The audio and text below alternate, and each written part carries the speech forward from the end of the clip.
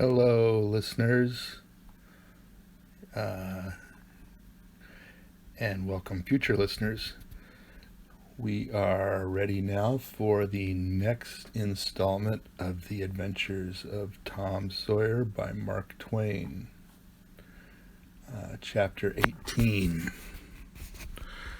Tom's Feelings Investigated. Wonderful Dream. Becky Thatcher overshadowed. Tom becomes jealous. Black Revenge. That was Tom's great secret. The scheme to return home with his brother pirates and attend their own funerals. They had paddled over to the Missouri shore on a log at dusk on Saturday, landing 5 or 6 miles below the village. They had slept in the woods at the edge of the town till nearly daylight, and had then crept through back lanes and alleys, and finished their sleep in the gallery of the church among a chaos of invalidated benches. At breakfast Monday, Aunt Polly and Mary were very loving to Tom and very attentive to his wants. There was an unusual amount of talk. In the course of it, Aunt Polly said, "Well, I don't say it wasn't a fine joke, Tom, to keep everybody suffering most a week so you boys had a good time, but it is a pity you could be so hard-hearted as to let me suffer so. If you could come over on a log to go to your own funeral, you could have come over and give me a hint some way that you weren't dead, but only run off." "Yes, you could have done that, Tom," said Mary, "and I believe you would if you had thought of it." "Would you, Tom?" said Aunt Polly, her face lightening wistfully. "Say now, would you, if you'd thought of it?" Well, I don't know. 'Twould have spoiled everything." "Tom, I hoped you loved me that much," said Aunt Polly, with a grieved tone that discomforted the boy. "It would have been something if you'd cared enough to think of it, even if you didn't do it." "Now, Auntie, that ain't any harm," pleaded Mary. "If it's only Tom's giddy way. He is always in such a rush that he never thinks of anything." "More's the pity. Sid would have thought, and Sid would have come and done it, too. Tom, you'll look back some day when it's too late and wish you'd cared a little more for me when it would have cost you so little." "Now, Auntie, you know I do care for you," said Tom. "I'd know it better if you acted more like it." "I wish now I'd thought," said Tom with a repentant tone. "But I dreamt about you anyway. That's something, ain't it?" "It ain't much. A cat does that much, but it's better than nothing." "What did you dream?" "Why, Wednesday night I dreamt that you was sitting over there by the bed, and Sid was sitting by the wood box, and Mary next to him." "Well, so we did. So we always do. I'm glad your dreams could take even that much trouble about us." "And I dreamt that Joe Harper's mother was here." "Why, she was here. Did you dream any more?" "Oh, lots, but it's so dim now." "Well, try to recollect, can't you? Somehow it seems to me that the wind blowed the... Try harder, Tom. The wind did blow something. Come." Tom pressed his fingers on his forehead an anxious minute and then said, I've got it now. It blowed the candle." "Mercy on us. Go on, Tom. Go on." And it seems to me that you said, "Well, I believe that door..." "Go on, Tom. Just let me study a moment. Just a moment. Oh, yes, you said you believed the door was open." "As I'm sitting here, I did. Didn't I, Mary? Go on." And then, well, I won't be certain, but it seems like as if you made Sid go and, well, what did I make him do, Tom? What did I make him do?" You made him shut it." Well, for the land's sake, I never heard the best of that in all my days. Don't tell me there ain't anything in dreams anymore. Serenity Harper shall know of this before I'm an hour older. I'd like to see her get around this with her rubbish about superstition. Go on, Tom. Oh, it's all getting just as bright as day now. Next he said I wasn't bad, only mischievous and harum-scarum, and not any more responsible than, I think it was a colt or something. And so it was. Well, goodness gracious. Go on, Tom. And then you began to cry. So I did. Not the first time, neither. And Mrs. Harper began to cry and said Joe was just the same, and she wished she hadn't whipped him for taking cream when she'd thrown it out her own self. Tom, the Spirit was upon you. You was a-prophesizing. That's what you was doing.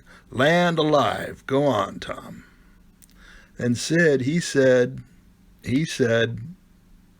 I don't think I said anything, said Sid.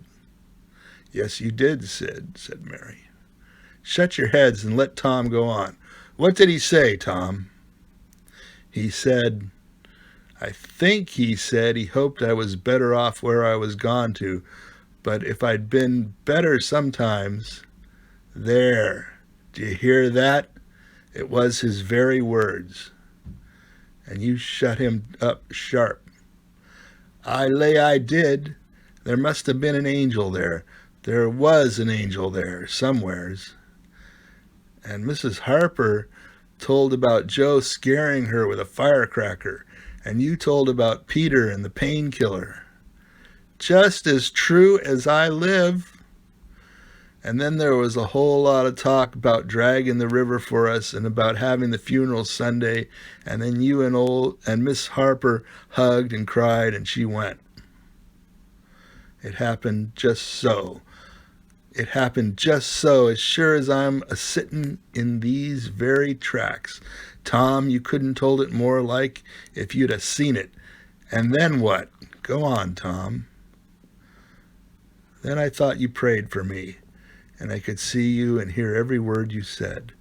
And you went to bed, and I was so sorry that I took and wrote on a piece of sycamore bark, "We ain't dead. We are only off being pirates," and put it on the table by the candle. And then you looked so good laying there asleep that I thought I went and leaned over and kissed you on the lips. Did you, Tom? Did you? I just forgive you everything for that. And she seized the boy in a crushing embrace that made him feel like the guiltiest of villains.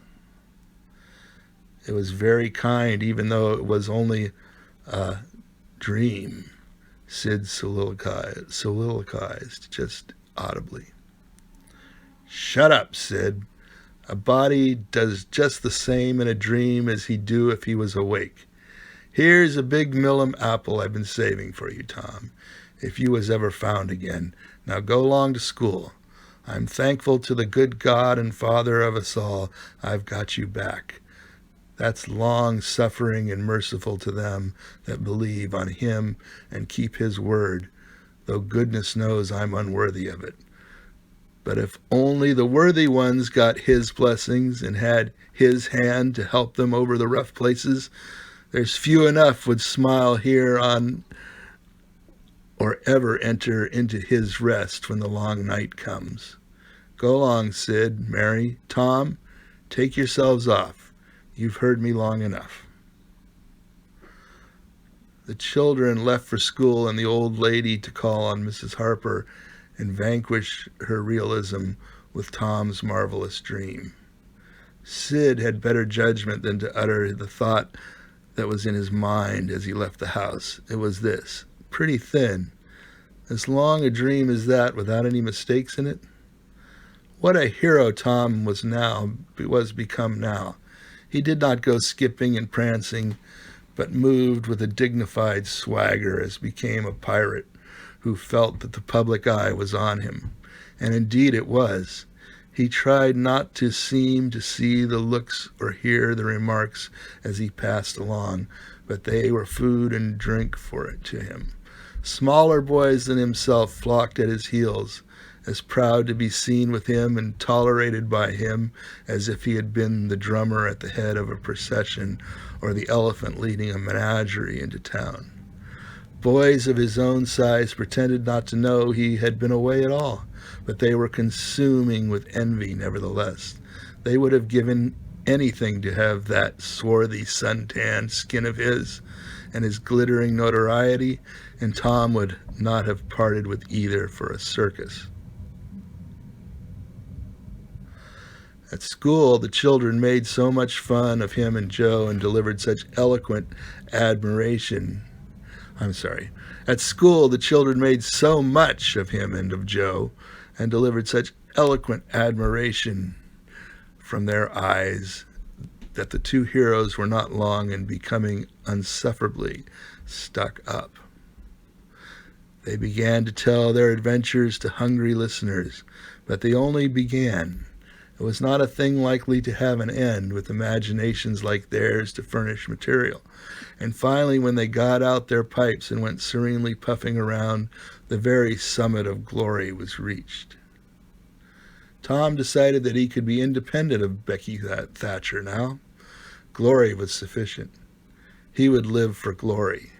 Now that he was distinguished, maybe she wouldn't be wanting to make up. Maybe she would be wanting to make up. Well, let her. She should see that he could be as indifferent as some other people. Presently she arrived. Tom pretended not to see her. He moved away and joined a group of boys and girls and began to talk. Soon he observed that she was tripping gaily back and forth with flushed face and dancing eyes, pretending to be busy chasing schoolmates, and screaming with laughter when she made a capture. But he noticed that she always made her capture in his vicinity, and that she seemed to cast a conscious eye in his direction at such times, too. It gratified all the vicious vanity that was in him. And so, instead of winning him, it only set him up the more and made him the more diligent to avoid betraying that he knew she was about. Presently she gave over skylarking and moved irresolutely about, sighing once or twice and glancing furtively and wistfully toward Tom. Then she observed that now Tom was talking more particularly to Amy Lawrence than to anyone else. She felt a sharp pang and grew disturbed and uneasy at once. She tried to go away, but her feet were treacherous and carried her to the group instead. She said to a girl almost at Tom's elbow with sham vivacity, "Why, Mary Austin, you bad girl, why didn't you come to Sunday school?" "I did come. Didn't you see me?" "Why, no. Did you? Where did you sit?" "I was in Miss Peters' class, where I always go. I saw you." "Did you? Why, it's funny I didn't see you. I wanted to tell you about the picnic." "Oh, that's jolly. Who's going to give it?" "My ma's going to let me have one." "Oh, goody. I hope she'll let me come." "Well, she will. The picnic's for me. She'll let anybody come that I want, and I want you." "That's ever so nice. When is it going to be?" "By and by. Maybe about vacation." "Oh, won't it be fun? You're going to have all the girls and boys?" "Yes, everyone that's friends to me, or wants to be." And she glanced ever so furtively at Tom, but he talked right along to Amy Lawrence about the terrible storm on the island and how the lightning tore the great sycamore tree all to flinders, while he was standing within 3 feet of it. "Oh, may I come?" said Grace Miller. "Yes." "And me?" said Sally Rogers. "Yes." "And me too?" said Susie Harper. "And Joe?" "Yes." And so on with clapping of joyful hands till all the group had begged for invitations but Tom and Amy. Then Tom turned coolly away, still talking, and took Amy with him. Becky's lips trembled, and the tears came to her eyes. She hid these signs with a forced gaiety and went on chattering, but the life had gone out of the picnic now, and out of everything else. She got away as soon as she could and hid herself and had what her sex call a good cry. Then she sat moody with wounded pride till the bell rang. She roused up now with a vindictive cast in her eye and gave her plaited tails a shake and said she knew what she'd do. At recess, Tom continued his flirtation with Amy and with jubilant self-satisfaction, and he kept drifting about to find Becky and lacerate her with the performance. At last he spied her, but there was a sudden falling of his mercury. She was sitting cozily on a little bench behind the schoolhouse, looking at a picture book with Alfred Temple. And so absorbed were they, and their heads so close together over the book, that they did not seem to be conscious of anything in the world besides. Jealousy ran red hot through Tom's veins. He began to hate himself for throwing away the chance Becky had offered for reconciliation. He called himself a fool and all the hard names he could think of. He wanted to cry with vexation. Amy chatted happily along as they walked, for her heart was singing, but Tom's tongue had lost its function. He did not hear what Amy was saying, and whenever she paused expectantly, he could only stammer an awkward assent, which was as often misplaced as otherwise. He kept drifting to the rear of the schoolhouse again and again to sear his eyeballs with the hateful spectacle there. He could not help it, and it maddened him to see, as he thought he saw, that Becky Thatcher never once suspected that he was even in the land of the living. But she did see, nevertheless, and she knew she was winning her fight, too, and was glad to see him suffer as she had suffered. Amy's happy prattle became intolerable. Tom hinted at things he had to attend to, things that must be done, and time was fleeting. But in vain the girl chirped on. Tom thought, oh, hang her, ain't I ever going to get rid of her? At last he must be attending to those things. And she said artlessly that she would be around when school let out, and he hastened away, hating her for it. Any other boy, Tom thought, grating his teeth, any boy in the whole town but that St. Louis smarty that thinks he dresses so fine and is aristocracy. Oh, all right, I licked you the first day you ever saw this town, mister, and I'll lick you again. You just wait till I catch you out. I'll just take and he went through the motions of thrashing an imaginary boy, pummeling the air and kicking and gouging. Oh, you do you? You holier enough, do you? Now then, let that learn you. And so the imaginary flogging was finished to his satisfaction. Tom fled home at noon. His conscience could not endure any more of Amy's grateful happiness, and his jealousy could bear no more of the other distress. Becky resumed her picture inspections with Alfred, but as the minutes dragged along and no Tom came to suffer, her triumph began to cloud and she lost interest. Gravity and absent-mindedness followed, and then melancholy. 2 or 3 times she pricked up her ear at a footstep, but it was a false hope. No Tom came. At last she grew entirely miserable and wished she hadn't carried it so far. When poor Alfred, seeing that he was losing her, he did not know how, kept exclaiming, "Oh, here's a jolly one, look at this." She lost patience at last and said, "Oh, don't bother me, I don't care for them," and burst into tears and got up and walked away. Alfred dropped alongside and was going to try to comfort her, but she said, "Go away and leave me alone, can't you? I hate you." So the boy halted, wondering what he could have done, for she had said she would look at pictures all through the nooning. And she walked on, crying. Then Alfred went musing into the deserted schoolhouse. He was humiliated and angry. He easily guessed his way to the truth. The girl had simply made a convenience of him to vent her spite upon Tom Sawyer. He was far from hating Tom the less when this thought occurred to him. He wished there was some way to get that boy into trouble without much risk to himself. Tom's spelling book fell under his eye. Here was his opportunity. He gratefully opened to the lesson for the afternoon and poured ink upon the page. Becky, glancing in at a window behind him at that moment, saw the act and moved on without discovering herself. She started homeward now, intended to find Tom and tell him. Tom would be thankful, and their troubles would be healed. Before she was halfway home, however, she had changed her mind. The thought of Tom's treatment of her when she was talking about her picnic came scorching back and filled her with shame. She resolved to let him get whipped on the damaged spelling book's account and to hate him forever into the bargain.